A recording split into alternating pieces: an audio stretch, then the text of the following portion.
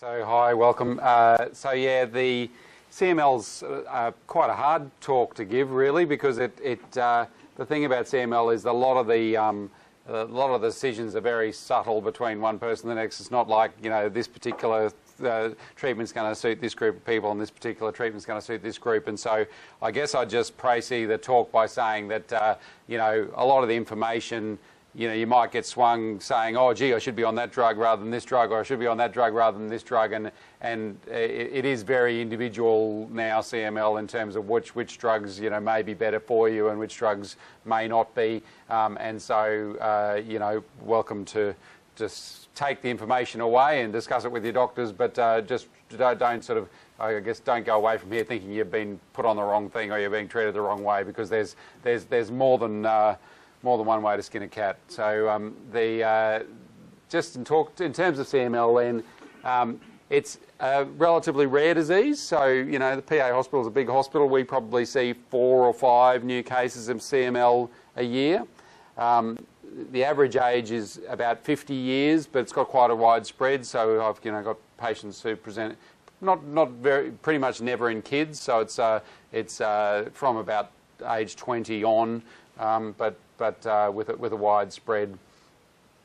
The majority of people most people these days actually present as just an incidental blood count abnormality when they've gone to the doctor for their flu or for their whatever else. But, you know, a few people do present with fatigue or symptoms of being sort of full early after eating from having a big spleen.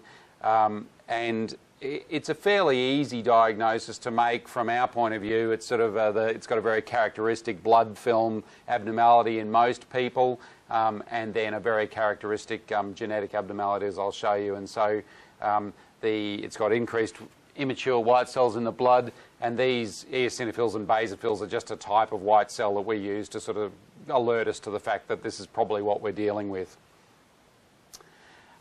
This is just to remind us that this is sort of your blood. So these are your primitive blood cells, your stem cells, and then they sort of divide down and turn into red cells and white cells and platelets.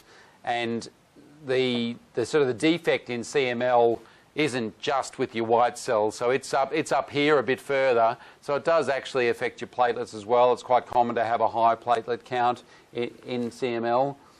The main defect, this is just a blood film abnormality, which, you know, isn't going to mean much, but these just show that these are all white cells, and they're white cells in many different stages of development. And as I said, you know, really, it's a pretty easy blood film diagnosis to make. So most of the time, we're doing the extra tests to confirm the diagnosis that we're already pretty sure of by the time we've had the blood test. So, oh, that's cool, isn't it? Some of these slides I made a long time ago, and obviously was feeling jaunty when I made that one. This is the characteristic genetic abnormality. So these are your chromosomes. So this is sort of, one of these came from your mum and one from your dad, one from your mum, one from your dad. So that's sort of how we inherit our genetic material. But then through our life, we can acquire genetic abnormalities. So these aren't things that we've inherited from our mum and our dad, but at some stage through the life, some of the cells within the bone marrow, one of these guys here has swapped places with one of these guys here. So you've sort of had a switch of part of your chromosome as your cells divided, and that's set up the mutation, which has then led to CML. And what that switch does is it brings this bit of chromosome 22 in conjunction with this little bit of chromosome 9, and you end up with this little chromosome here, which is called the Philadelphia chromosome. So when you're sort of talking about being, you know, Philadelphia positive or following the percentage of Philadelphia cells, it's just counting these. So that's at a sort of chromosomal level. So chromosomes are big clumps of DNA, if you like, but we can get right down to a gene level and see sort of what it does in terms of causing a fusion gene, and that fusion gene causes a specific little protein which basically runs around in the cell and causes problems by stimulating the cell to divide out of control, really. So that's where the leukemia came from. And CML is very different from just about every other cancer in that it seems to be largely just a one-hit disease. So there's one one abnormality. That's one thing that's abnormal. It turns on your disease. If you can turn that off, you turn the disease off. Whereas most other cancers have 3, 4, 10, 20 hits that lead to the cancer, and so you might target one of the genetic abnormalities, but it doesn't actually get you any further to actually curing the disease. Whereas in CML, it seems to.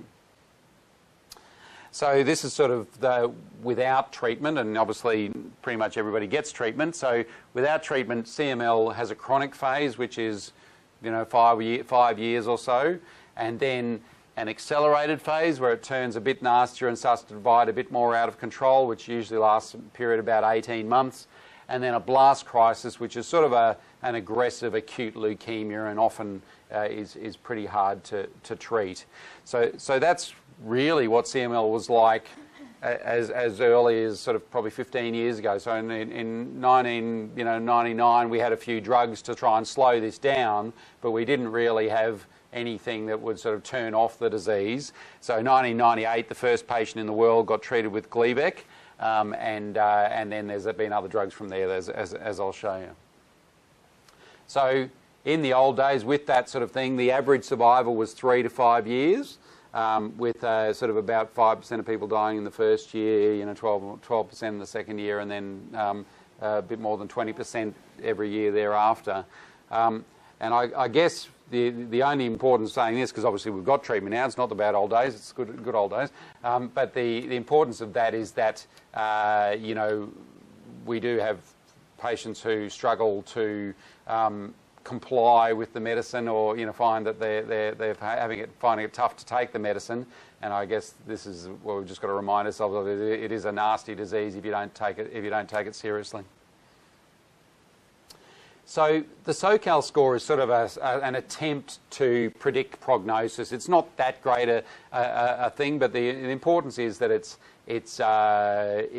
been around for a long time. It was around before Gleevec and all of these other drugs were discovered, and it still seems to hold to some extent in the current era. And so we do sort of try and work out a SoCal score, but a lot of times it's done retrospectively down the track. If things aren't going well, then we sort of look back and go, oh, what was your SoCal score? We should have a think about what we're doing now, because it probably doesn't influence us too much in what we're doing up front. As I said, it's very complicated. That's the formula to work it out, but these days you just plug in certain figures into a web page and it sort of spits out the result for you, and it sort of tells you based on somebody's age and spleen size and initial platelet count and blast percentage, the blasts of the immature white cells in the blood. Based on those, then it can sort of give us some idea of whether we can predict that you're more likely to respond to the medicine or less likely to respond to the medicine. So in terms of treatment options then, often when people are first diagnosed, they're treated with hydroxyurea, which is just like a gentle chemotherapy agent that helps to bring the white cells down. It doesn't do anything to the underlying process, so it's sort of just a temporary fix until we get ourselves organised to do something a bit more permanent. Sometimes people have a very high white cell count or a very high platelet count at presentation, and so they actually need to go on a machine to get them sort of skimmed off mechanically. But then other than that, that's really in the initial few days or weeks until we can get ourselves organised to go on more treatment. Interferon and cytarabine, I've just got there because that was sort of the standard of care, if you like, before the current batch of drugs that we've got now. They were quite good drugs in that they did certainly prolong survival and lead to remissions in a number of patients, but really nothing like the drugs we've got now, and with significant side effects. So this is just, it's a very complicated slide, but if you just focus here, so the people who got interferon, 24% fatigue versus 1% on Gleevec, 8% muscle aches on interferon versus 1.5% on Gleevec, and 13% depression versus not many on Gleevec. So that's data from the initial trial of Gleevec, which actually compared Gleevec to interferon on cytarabine, and so that trial was fairly rapidly terminated because it became clear that Gleevec was just so much better. So you know, we would only really consider using this today in somebody who was totally unable to tolerate any of the others, and or sometimes, as I'll talk about later, we're thinking about using combinations of some of these drugs with some of the other drugs nowadays. Yeah. Who invented Gleevec? So it was a drug company drug. So I can't tell you for sure, but I think it was a Novartis drug at the start, but it may not have been. Anyway, it was drug companies have a bank of hundreds of thousands of drugs often that they've sort of discovered and patented and just put in a bottom drawer somewhere. And there was just a researcher in the States, a guy called Brian Drucker, who sort of just kept working on it in the background and sort of discovered, it was almost incidentally discovered that it sort of appeared to work in some cell lines of Gleevec, and then tried it in a few patients and then sort of went on from there. That's right. So once they worked out that it looked like it was working, the other drugs are sort of engineered drugs to do much the same thing with slight tweaks. And what was the idea of Gleevec in the first place? Was it to turn the gene off, or was it to keep the mutation down? Or look, I guess they didn't really know until they tested it. So it was I'll get on to Gleevec in a sec. I'll show you how it works, and then we can sort of talk about how what I don't know what the original idea was behind it, but it was to sort of have a magic bullet, if you like, that switches off the genetic abnormality.